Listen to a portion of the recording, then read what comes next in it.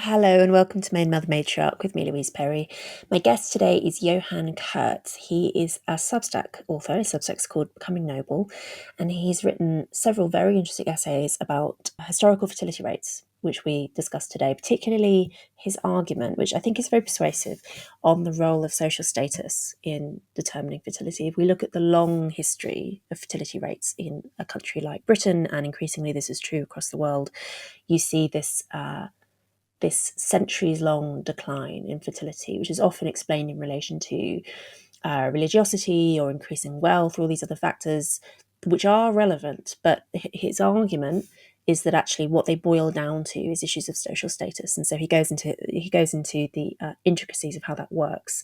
Johann's work, including the essays we discussed today, can all be found at becomingnoble.substack.com, as can Maiden Mother Matriarch at louiseperry.substack.com, where you can find some of my own writing, the Substack chat, which is increasingly active, the bonus episodes that I do with my husband, all that good stuff. louiseperry.substack.com. Enjoy.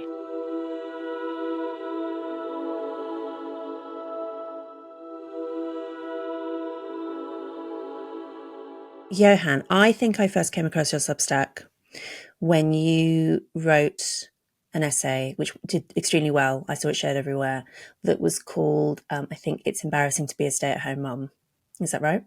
Yes. Which was about the role of status in determining fertility, as opposed to the more traditional theories to do with, say, government policy or economics. Shall we start by discussing your thesis there? Because I think that's fundamental to all the other topics that we're going to touch on today. Great. Yeah. Well, thank you so much, Louise, for having me. It's a real pleasure to be here. This piece, as you said, it was called It's Embarrassing to be a Stay-at-Home Mum. Mm-hmm. Clickbait title, but the piece is more sympathetic than the title makes it sound. The piece was born of my view that unfortunately the main theories that you repeatedly hear about why the birth rate collapse is happening don't examine the problem on a long enough timescale, because this is in fact a centuries-long trend, or a wide enough geographic spread, because a lot of the theories you hear conceivably could apply to one domain, but they quite transparently don't to another. And yet there's this phenomenon that is universal, it's long-standing, it seems to some degree unstoppable. And that's a sort of interesting contradiction. The other thing, the sort of central insight of the piece, was born of my sort of personal frustration with the ostracization I observed my wife experienced after she left. She completed university, but she was at a sort of very prestigious university course. And right after that, we got married and had children. She was somewhat immediately locked out of a lot of the social dynamics that she had been used to that were sort of sustaining her self-conception. Which was a frustrating, but I think a sort of insightful moment. Yeah, as you said, the article was called It's Embarrassing to be a Stay-at-Home Mum. I was surprised by the uptake. So it got over 6 million views on Twitter, for example, which, you know, was a very small account at the time, is obviously a lot. It gave me wonderful subscribers like yourself and I suppose friends of your show, like Mary Harrington, Nina Power, signed up shortly after that. I think the title just speaks to an unspoken truth. I mean, the number of women that I encounter day to day who will say something like, well, I try very hard, because I'm aware of this, to not lead when you're meeting someone, particularly a woman, to not lead with what do you do, particularly if a woman has children, you suspect she has children, because it's so common for women to respond with something along the lines of, oh, I'm just looking after my children, or oh, I'm just, you know, like some kind of very humble expression, right? Which obviously because of my politics, would respond being like, wonderful, fantastic. But they say this with the expectation that is not going to be the response, that actually people are going to slink away from them, assume that they are boring and low status. I think that this is a almost universal experience of women who have children, particularly women who don't do paid work. I think that's why the title attracted attention. Yeah. No, I watched that slightly painful interaction play out time and time again. And I think it's a tremendous shame, because my wife is obviously an incredible woman in many ways, and just didn't have a good answer to that question, which is a sort of fascinating phenomenon. So the theory I laid out in the article relates to changes in the architecture of social status assignment which starts with the Enlightenment. So that's how far back I go, and I think it is necessary to go that far back if you look at the historic trends in Europe and in America. And these changes that happened to the social sphere in the Enlightenment started changing fertility then, and have grown as Enlightenment assumptions solidified, reshaped our society, and indeed started to reshape societies all over the world. And this is now something I have slightly had to write about regularly. It's not something I envisage writing about regularly, but people seem to appreciate it, and I think it's very interesting as well. Mm-hmm. So the sort of starting point for this, as I said, is what I see as the insufficiency of the mainstream narratives about the causes of this decline. The two that I would point to as probably quite easily dispelled, but seemingly very compelling on their surface, and ones that I have a hard time not believing myself because they are so compelling. So I don't blame anyone for promoting them. But, you know, there are a lot of them. To take two, economics and religion would be the ones that stand out to me. You know, if you ask young people why they're not having children, they will tell you in theory that they want them very frequently, but they will also say, I can't afford them. And again, that sounds completely credible, and it's totally understandable. I mean, you know, myself, I understand how tempting it is to blame. As I said, I married my wife and we had children in our early 20s. So that involved going into debt. As I'm sure you sympathize with, the British state takes a lot in taxes and doesn't give a lot back if you're not basically like a benefits tier citizenry. Yep. So relative to my peers, you know, we sort of impoverished ourselves for a few years, went into debt for a bit, dug ourselves out now. But like, I'm totally sympathetic to this narrative that it's difficult in this way. Unfortunately, this simply can't be the explanation if you look at the wider trends. Although it certainly plays into it in certain geographies, certain times, but it's interacting with some deeper phenomenon. So, I mean, our starting observation should be almost all the high fertility countries still in existence are poor countries. And it's very frequent within wealthy countries to find that the poorest segments are the highest fertility. Yeah. Now, the common explanation for that is a slightly condescending one, which is that poor people are worse at family planning. You know, and perhaps there's some truth to that. Unfortunately, this isn't just a phenomenon at the bottom of the economic spectrum. So if you chart every country in the world with their fertility against their GDP per capita, it's a straight line all the way up to the top. The higher your GDP per capita goes, the lower your fertility goes. And it's a very strong correlation. It's one of two very strong correlations. Interestingly, the other one is women's educational attainment. But, you know, maybe that's something we can return to. Within countries, when countries try to use economic incentives to affect their birth rate, to move it upwards, they get a remarkably poor return on investment. And I give various examples in the piece. Probably the most prominent one is Hungary. A lot of people understandably hold up the Hungarian effort as laudable, as something we should be emulating. I mean, unfortunately, they went all in on this. They spent, and they continue to spend 5% of their GDP on this initiative, which is through the provision of loans, tax breaks, various fertility healthcare incentives. They never got close to break-even fertility. In fact, they could have spent 3 times as much, completely bankrupted their economy, and they still would have just scraped break-even. So for reference, they spend more on this proportionally than the US spends on its military. If they spent much more on this, they'd be approaching NHS levels of spending in the UK, which is sort of famously very difficult to manage for our economy. And their birth rate is falling again. And variations of this pattern have played out. You know, in South Korea, they've spent hundreds of billions, which is an incredible amount of money for an economy that size. We all know what's happening to their economy. The Scandinavians have changed their laws to reflect, you know, maternity leave and assistance with young children still going down pretty low. And within these countries, you can also see that even people who are very well off are not having many children. So if you in the US, if you drill down to the income bracket, household income between $500,000 a year and $1 million a year, you still find below replacement fertility. Although it is slightly higher than the middle classes, right? So there's a slight U-shape. Exactly. To American fertility. But that U-shape doesn't get positive until you get over $1 million a year. And even then, it's only just positive. So there, and exactly Elon is dragging it up. Personally, so yeah, yeah. Because the theory that I've heard from Malcolm Collins, this U-shaped thing is quite controversial. People have different views. Like Lyman Stone, I believe, who I'm going to have on the show soon, he thinks it's kind of overstated. And actually, if you look into the numbers, the higher fertility of the very rich is not actually that great. Malcolm Collins' theory about this, which I find interesting, is that basically the welfare dependent poor and the very rich are the only groups who are sort of able to break out of the income trap that people end up. I mean, one of the things I think is worth talking about is the two income trap. The fact that when the expectation is that women will work, suddenly it becomes really financially disastrous to not work, as you and your wife found, right? Relative to your peers. I think that it seems, I do generally agree with you that clearly in international terms, it is not the case that the more money you have, the more children you have. Precisely the opposite. I do wonder with it in national terms, like within nations, it might be more complicated than that.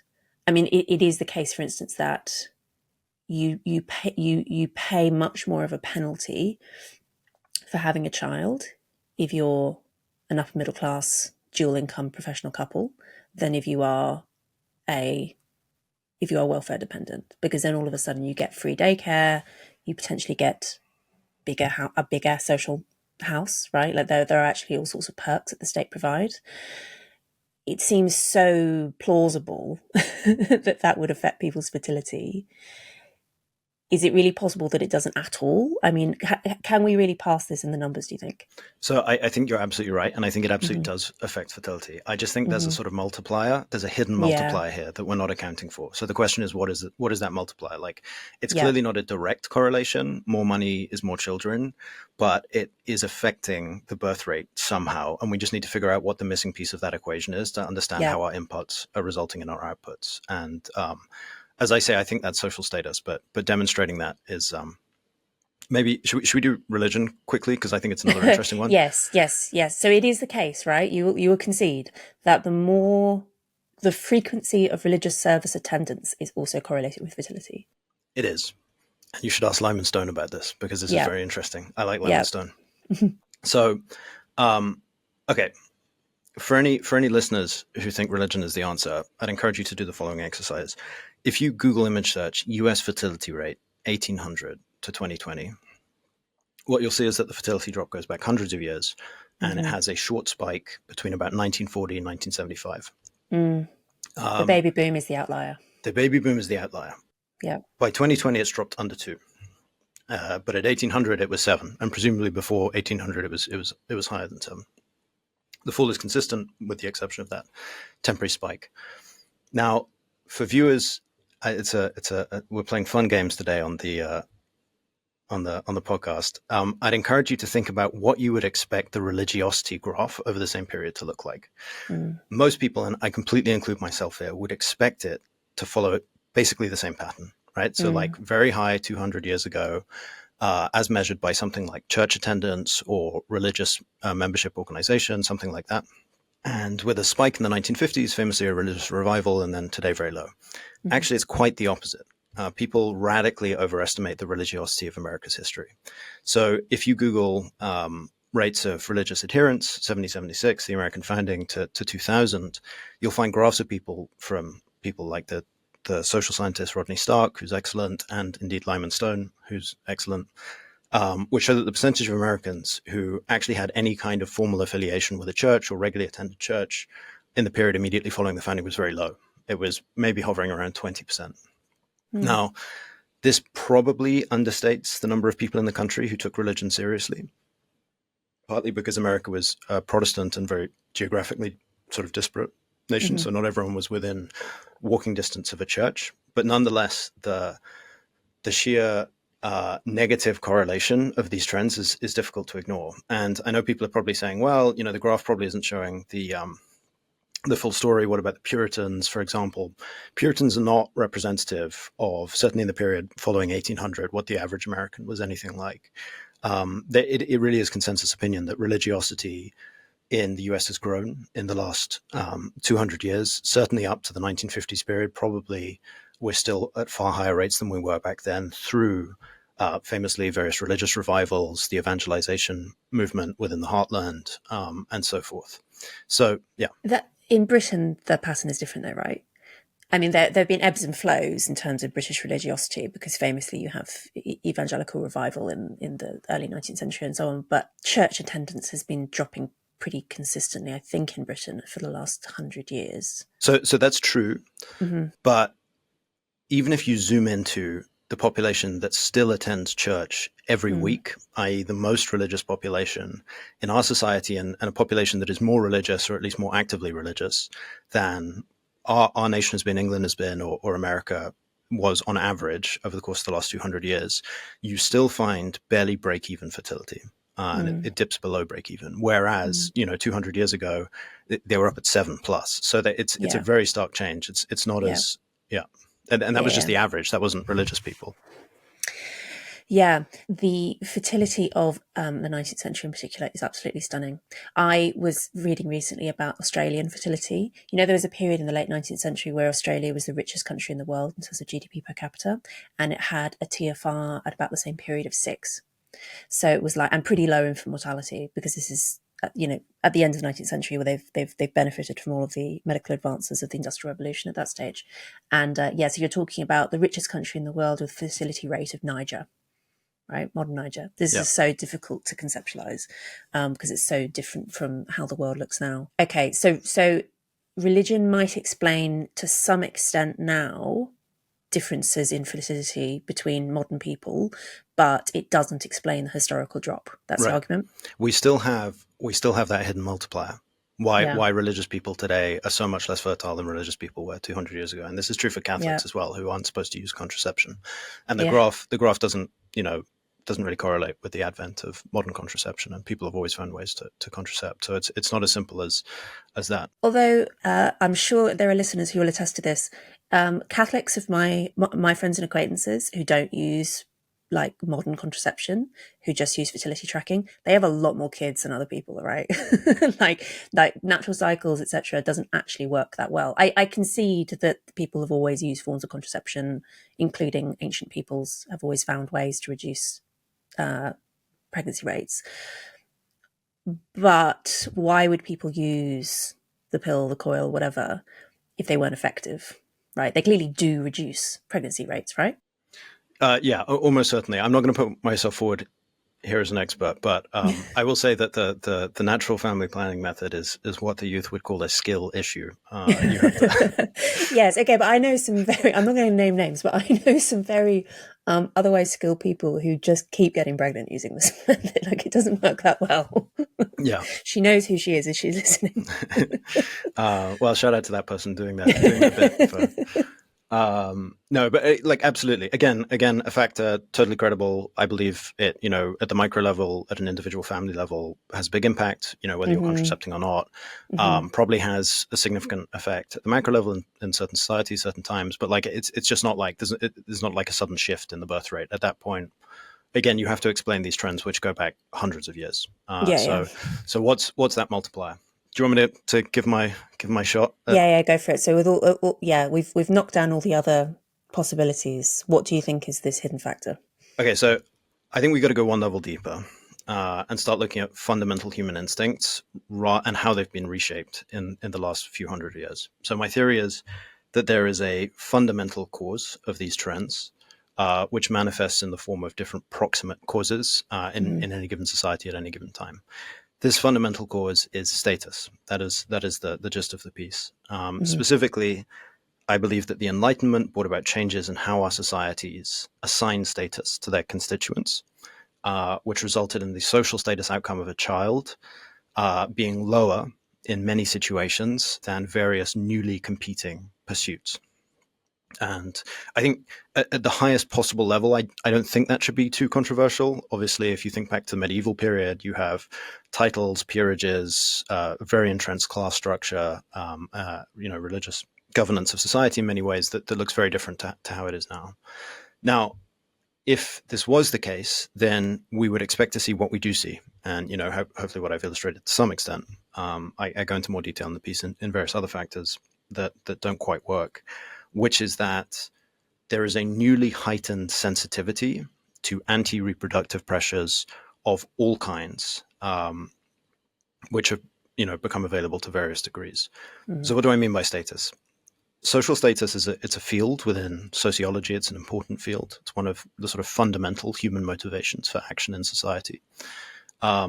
Status is the perceived standing of the individual within the group.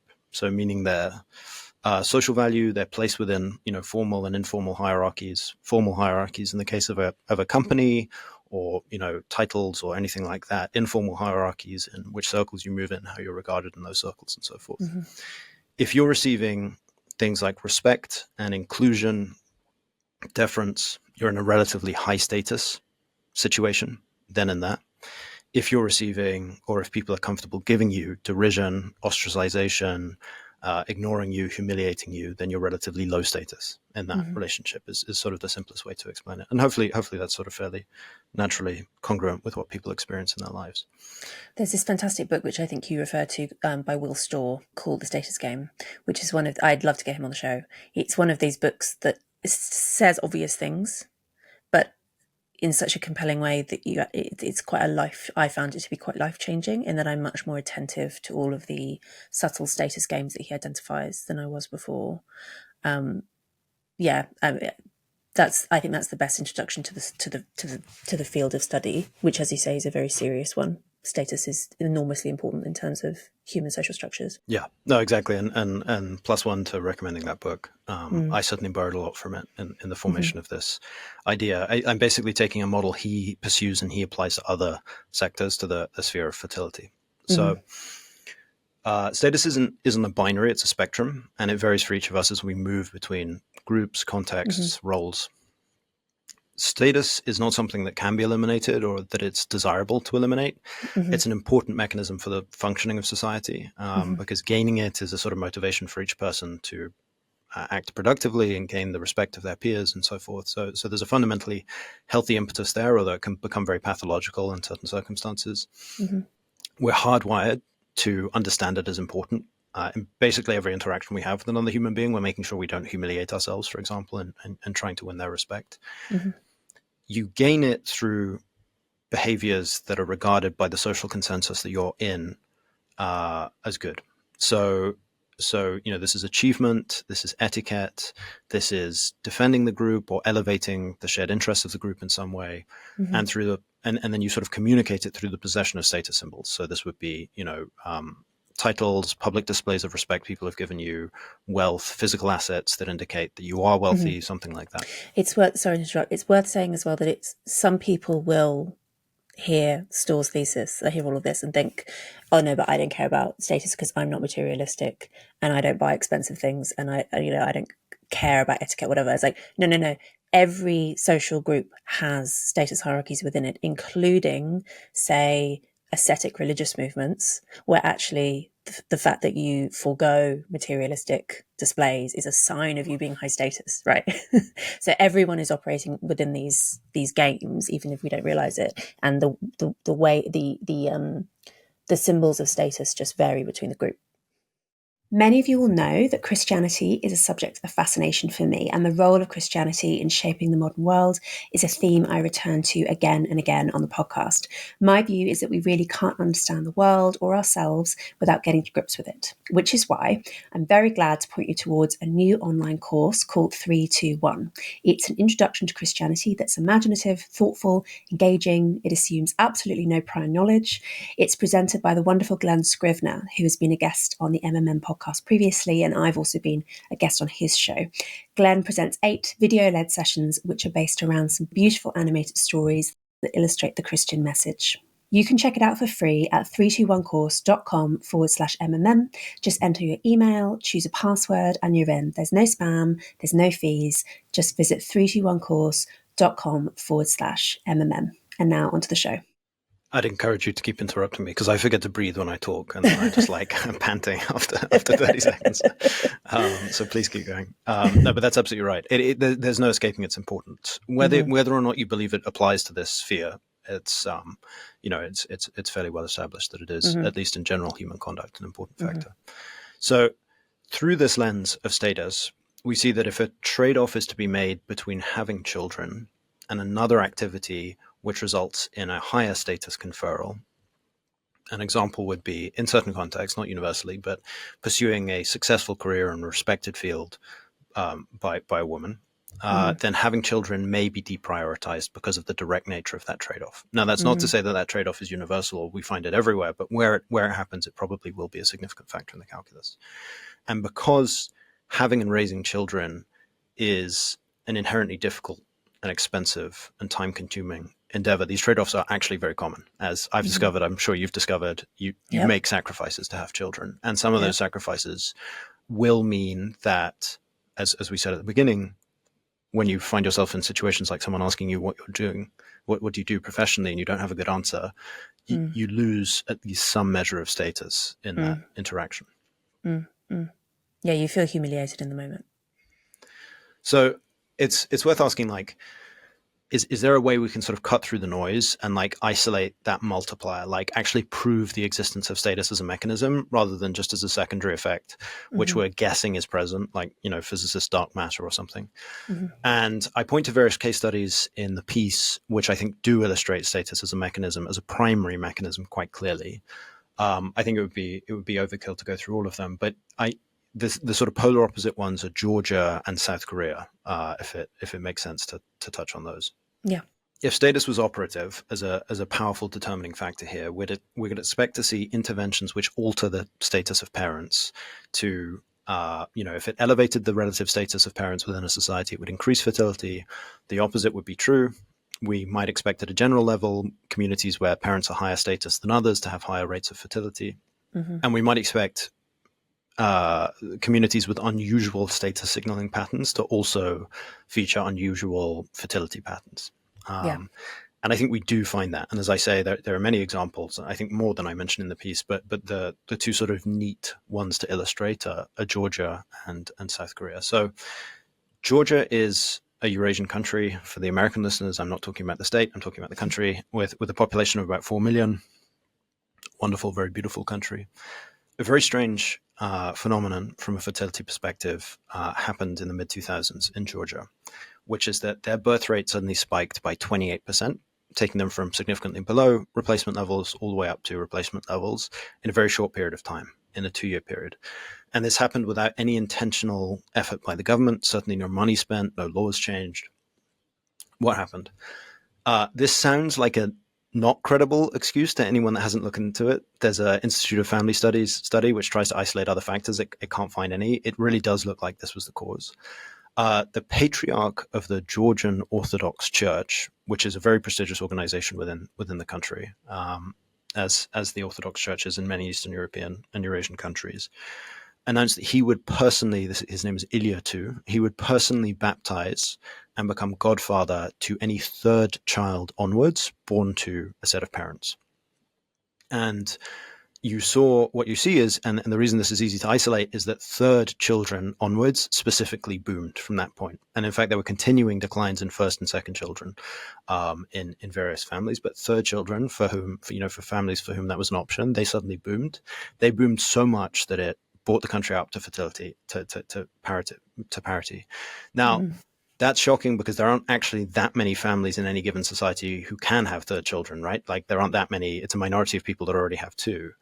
Mm-hmm. So the fact that effect could be so strong and could change the constitution of the country's demography so quickly is quite shocking. Now, that was widely understood at the time as a religious phenomenon.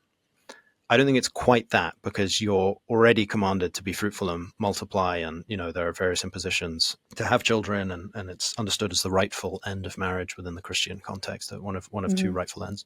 So I think it's better understood as a status phenomenon, and there's a lot of I love Eastern Europe. I spend a lot of time there. There's a lot of status signaling that goes on within families' relationships to the Orthodox churches in these countries. Like it's big to know, these patriarchs and so forth. There's a lot of bling that's involved. There's a lot of, relationships. Being associated with a celebrity figure, and that's what he is, who becomes a member of your family, who you meet, who becomes a godfather to your child. For me, that is a status phenomenon. So that's a relatively strong indicator that status is playing a role here, that this is something more complex than just religion. Yeah, I'm persuaded by that. South Korea, the flip side. South Korea is the flip side. Lowest fertility in the world. And again, borrowing from borrowing from friend of the pod, Malcolm Collins. If I get anything wrong here, it's entirely his fault, nothing to do with my lack of knowledge of South Korea. But he lived there, and he has a podcast with his wife discussing his experience there, what he saw, socially speaking. He points to the fact that the Korean language and culture has a formalized system of etiquette and titles, and the country is unusual precisely because these are formalized. Social status is particularly clear, particularly obvious in each situation, and it's particularly influential on everyone's conduct within particular situations. Because each person's social status is unambiguous in this way, individuals are unusually incentivized to attempt to take intentional measures to elevate their status. And again, this isn't some particularity of like Korea. Everyone does this everywhere, but there's this sort of wrinkle in how explicit the Korean system is. Now, one important way this finds expression in contemporary Korea is in the structure of the Korean economy, in which there's a huge gap between the high status employers and the rest. Again, we see this here in the UK, elsewhere. It's a known phenomenon that certain striver families will have fewer children, and they will invest heavily in their children's education. They'll direct all their resources to a small number of children in terms of tutoring, in terms of social activities, and so forth, in order to ultimate K strategists. Exactly, ultimate K strategists. Now, this finds particular expression in Korea. So in the Korean economy, there are high status employers, which are the chaebols. These are the large industrial conglomerates that you would have heard of, Samsung and so forth. And there's a big gap between those and the rest, so much so that Malcolm Collins points to the fact that it basically kills startup culture in the country because they just can't compete for talent, even if they compete on price. Now, competition to enter into these companies becomes commensurately difficult.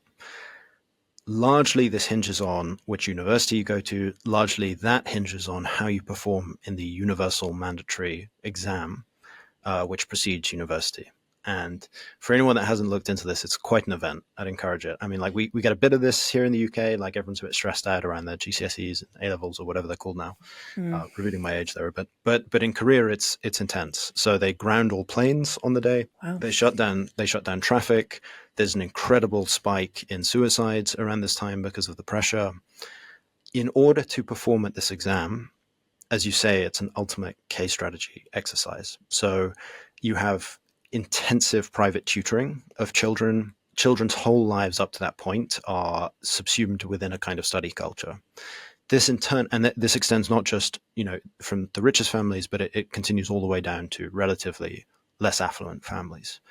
This simply means that people cannot afford to have as many children if they want them to pursue a high status career, which would confer status on the child and by extension the family. They don't want to raise embarrassments who fail at this incredibly competitive system. So everyone gets swept up, not in the process of having children for children's sake, but specifically for having high performing children that can operate within this status economy. So if everyone is aiming for one child, inevitably there will be some people who can't have children for whatever reason, and hence you end up with South Korea of 0.7 or something, their current TFR. Right. If they're even aiming for one, because many people will be struggling to in their own struggle to operate within this their personal social status. Now, I don't want to as before, I don't want to suggest that this is the only causal factor. Like Korean social economy and relationship economy is strange in many ways, and I think dysfunctional in many ways. I don't want to put myself as a broader expert on South Korea, but I think there is clearly this status element that is expressing itself in the way that particular problem is playing out. I realized when I read your essay that part of what I am maybe subconsciously doing with this podcast and with my writing is I'm fighting a one-woman battle to try and improve the status of mothers, right? By, for instance, deliberately getting on women who have lots of children to talk about it on the podcast, foregrounding motherhood, as something to be proud of when describing people, things like that. It's notable in that it's unusual. That is not typical in our culture right now to see motherhood as something to be prized. And so that's why I'm sort of being contrarian in that sense.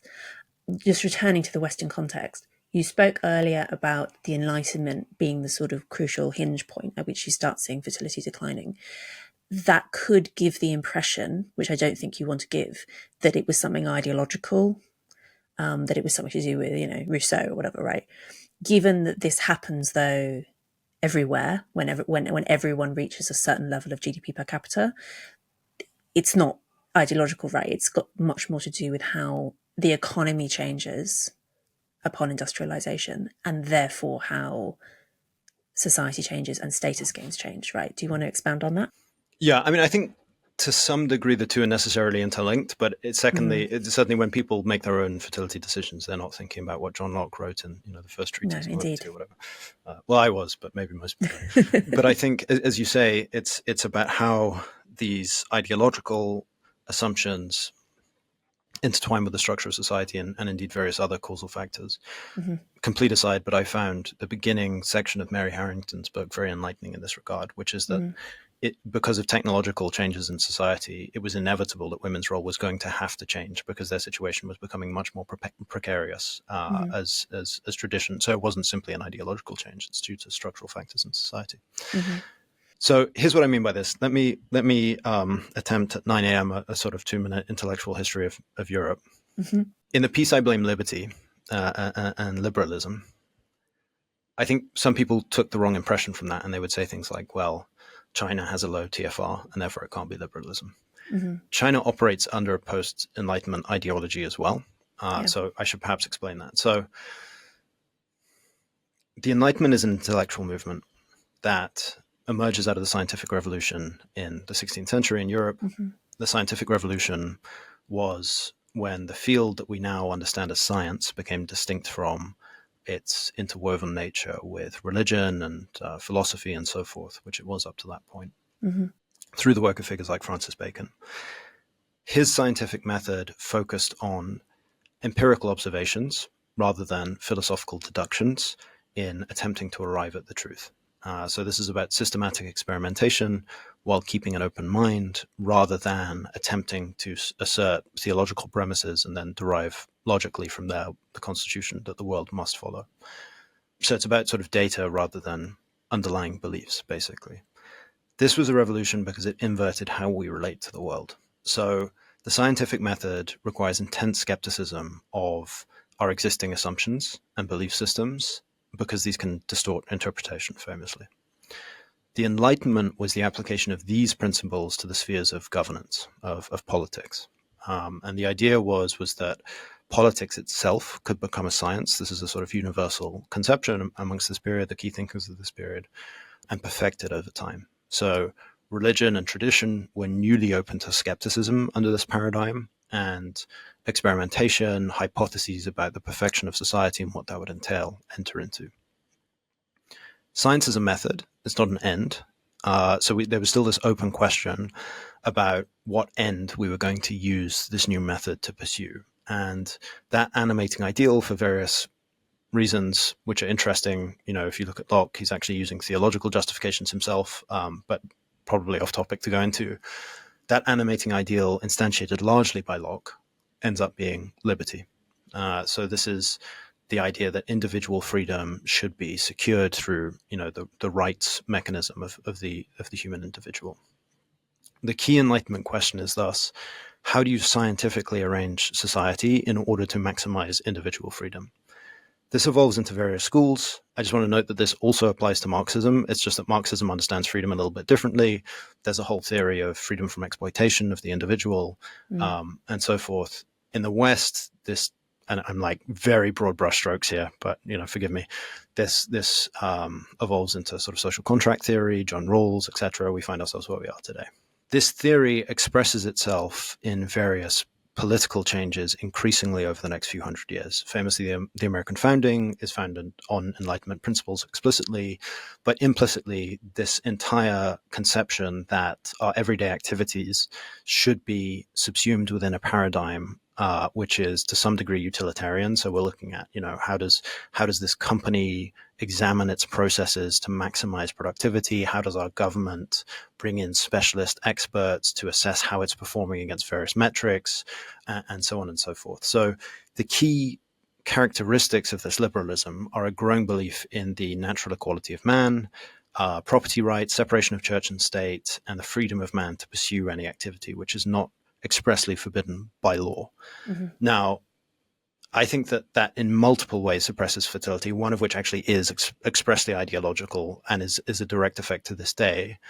But as I say in the piece, I think that the like much less controversial one is that it radically changed how individuals within society gained status, the framework that they were operating within. Okay, agreed. But with, with that whistle stop tour of the consequences of the European Enlightenment, how do we though apply that to, say, a country like Nepal or a country like Japan or any of these other countries which have seen, I mean, basically everywhere except sub-Saharan Africa now has falling fertility and fast, cultures that are completely outside this kind of European paradigm, as much as one can be, right, after centuries of European world dominance. How do we explain their move towards seeing having children as low status? So they're not operative outside specific consequences of this European paradigm because of the Okay. natures of modern nation states and economies. Okay. And I'll explain what I mean by that. So again, returning to our friend Will Storr, who I almost certainly disagree with about everything except for status, but for this conversation, he's he's a Yes. hero. He points to academic literature which divides the sources of our status, the mechanisms of status conferral, into three archetypes. The first is what he calls dominance games. So this is status derived by coercion and fear. This is the kind of, the despot who is high status in society because he holds control over society. Mm-hmm. There are virtue games in which people respect people that are dutiful, moral in some commendable fashion, Pious. pious, Mm. sacrificing themselves for the ideals of the group. And then success games. So this is status awarded for the achievement of outcomes through skill or talent or knowledge. Now, in the pre-Enlightenment period, and this probably it would take very different cultural expression, but there's some variation of this is probably culturally universal because of how deep this is in our self-conception, the self-conception of a human. In the pre-Enlightenment period, we find that a woman's status is defined by her birth, so her class that she's born into matters a huge deal in how she's regarded by society. Mm. It's maintained by her perceived virtue. Mm-hmm. Is she a mother? Does she remain a virgin until marriage? Because it can be catastrophic for her status if she doesn't. That's Mm-hmm. not a moral judgment by me. That's just commentary on medieval thinking, and it's modified substantially by her husband's status and titles to the point where if she marries the right man or if she's born to the right father, she will be born with she will have an inviolable title that's quite separate from her name. People immediately know her status in society. It's secure. Mm-hmm. She doesn't have to do anything in particular to maintain it. So the sources of her status are thus the church, which is establishing moral norms and commending people who perform well against them. It holds a great degree of social power in this context, and the family embedded within a formalized class structure. So, in other words, if we look at what that means in Will Storr's framework, the pre-Enlightenment woman is deriving her status from the after effects of virtue and dominance games, church and state. These virtue strategies don't trade off with fertility. And in fact, they are probably interlinked with positive fertility in some way, in that the church, as part of its moralistic teaching, teaches conjugal duty. It teaches that the right end of marriage is the creation of new souls to worship God, as well as the mutual support of the spouses. Families want heirs. Famously, this is like the motivation for half of European regal politics is various dynamics related to children. The Enlightenment challenges all of these assumptions and structures. So the Enlightenment brings with it not just an intellectual and economic and scientific revolution, it drives a status revolution. How does it do this? It challenges the dominance of the church and the aristocracy in elevating these new ideals of equality and free thinking and, crucially, meritocracy, which I regard as a great evil in this world. That's probably a title for a future piece. Tom Holland would say if he was here that these are Christian-derived ideals. Maybe less so meritocracy, but certainly the egalitarian ideals are coming from sort of deep Christian history. Yeah, no, Dominion's wonderful and another recommended read.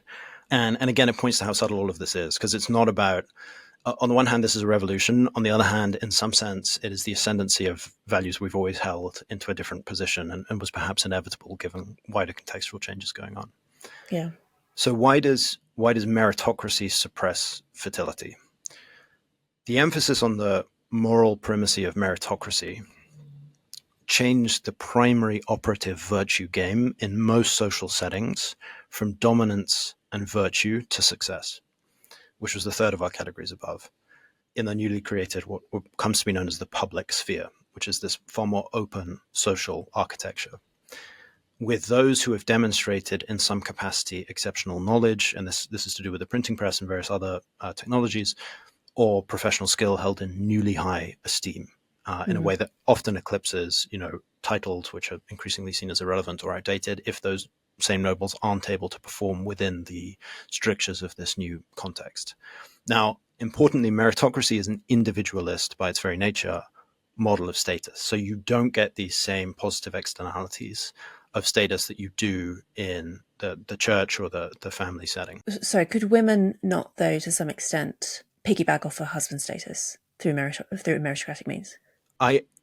Certainly not as compellingly, because you don't have any kind of title or formal recognition. So, for example, Albert Einstein's wife, she in fact had two wives. I didn't know who they were until I looked them up, and I was kind of curious. Yeah, nor do I. But he's probably the most famous scientist of all time, right? Whereas if you think Henry VIII's wives, you can list all 8 of them without too much trouble. If you're a person that's been beaten over the head by the English school system. All 6 of them, excuse me. I was at Hampton Did I say 8? Palace. Yeah, sorry. Divorced beheaded died, divorced beheaded survived. Yeah, I can't count. Yeah. I've been drilling my 3-year-old on all of this history. I was just humiliated. My social status just went down in the comments. Yes, okay. So women can attain status vicariously through their husbands in a meritocratic system, but your argument is that it's less secure.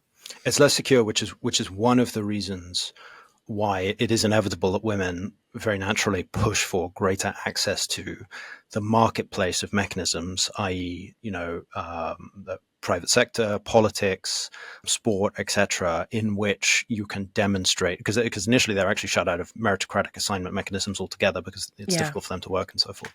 Yeah. You can start to see where I'm going with this, which is that meritocratic actions do trade off directly with fertility. And this is accelerated by further declines in the structures that are necessary to maintain virtue and other games. So you see during this period radical increases in mobility, both physical and social. And you also see, this happens earlier, it starts with the Fourth Lateran Council, which is in the 1200s, but it increasingly takes effect over medieval Europe, which is the church, the Western church, which becomes known as the Catholic Church, imposing stricter laws on consanguineous marriage, so cousin marriage, and it restricts that down to 4 or 7 degrees of cousin. And so what this means is people have to travel further, they have to invite outsiders into their social networks, and so forth in order to marry. Now, what all this means is that, and this I think is one of the reasons why Britain sees this fertility trend very early comparatively, along with France. There's a very good book called The Origins of English Individualism by Alan McFarlane, which shows that it's even before the so-called Enlightenment, England is increasingly adopting social mores, which we would be very acceptable to us today, in that you see the rise of the atomic family, you see greater mobility, you see an increasingly financialized economy, even among peasants. Now, this is relevant because the accrual of status through virtue games requires one to be embedded in a largely static community in which people know who you are, they know all your actions, they share values, they share norms, and they can appreciate and reward sacrifices for the group. And we basically undermined that entire mechanism through the Enlightenment. And this sort of continues to today, where we've essentially removed the entire personal community layer that was primarily operative in the feudal system and replaced it with, under the liberal paradigm, a very direct, and I would argue increasingly pathological, direct relationship between between individual and state. And this is sort of one of the sources of liberal pathologies, is that our immediate community has been deracinated by various assumptions of modernity. And you argue that this has been exported internationally?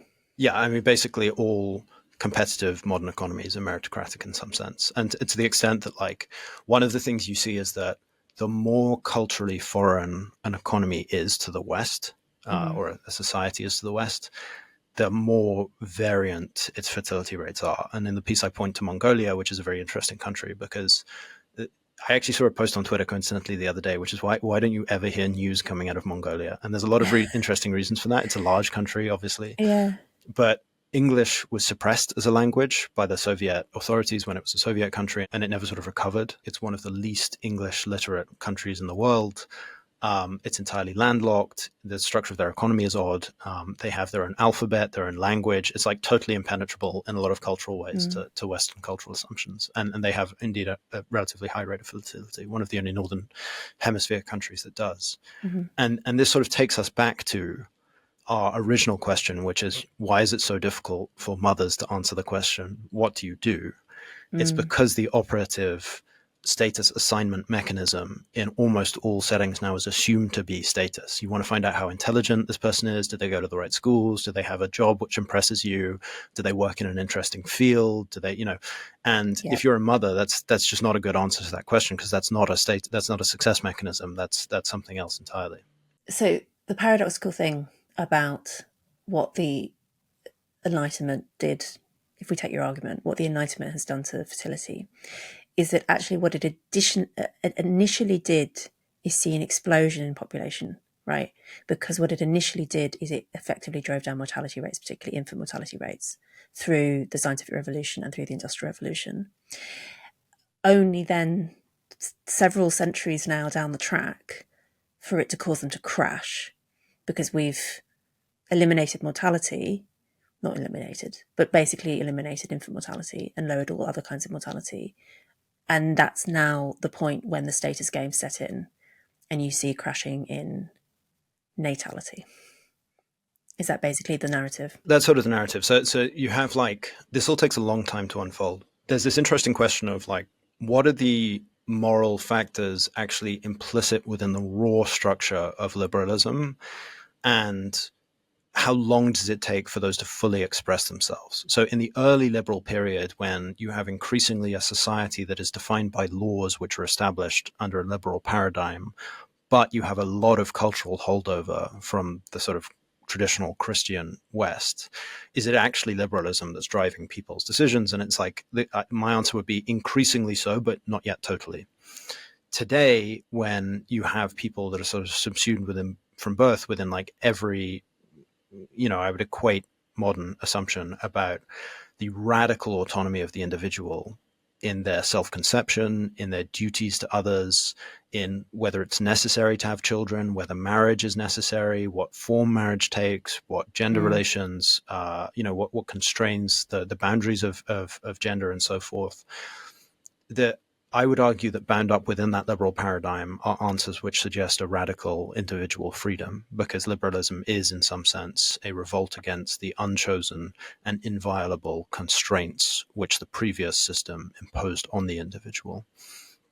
And so I think that is the kind of natural telos. It's the endpoint of liberalism. And early liberal societies don't feature that, because most people, in some small village, wherever, or indeed in London, if you go back a couple of hundred years, and there's various reasons why I don't think the urbanization theory is completely compelling but London, until relatively recently, you go back 200 years, had a fertility rate of 4.4 when it was one of the most dense and crowded and squalid cities in the world.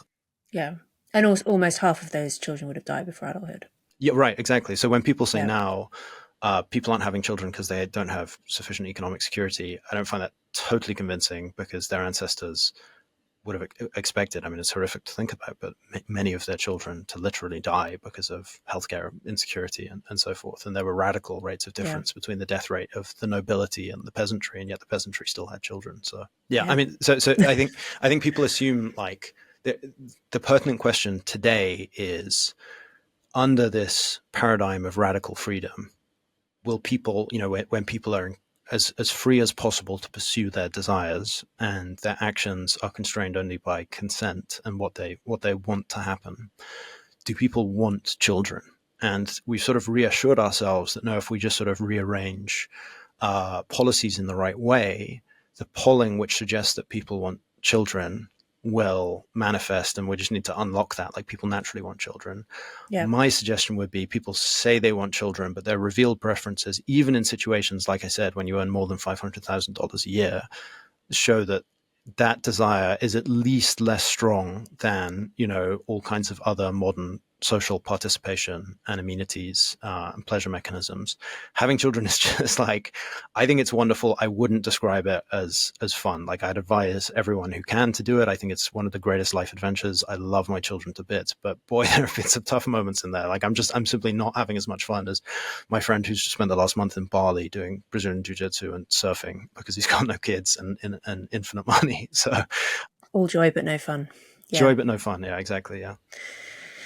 Yeah, and I think it's also made harder by living in a low fertility society. I think that it becomes more difficult to be the outlier when people around you aren't having children or they're not having very many. The episode is not over. There is another maybe 30 minutes of content, but it is behind a paywall. If you would like access to that content, if you would like to show support for the show, paid subscriptions are what keep it on the road. Allow me to pay my producers, put food on the table, all that important stuff. The extended version of the podcast is available at my Substack, louiseperry.substack.com. That's where you can also find, as I say every week, bonus episodes, extended episodes, the MMM chat community, all of this. Please sign up for a paid subscription. It makes such an enormous difference to my ability to keep producing the podcast and grow it even bigger, produce more episodes, all that good stuff. There are other ways that you can show your support for the show as well. You can rate and review us on Apple Podcasts. You can like us on YouTube. You can tell your friends and family how much you like the show. If you find it valuable, all of these things make an enormous difference to our ability to keep making it. Thank you so much.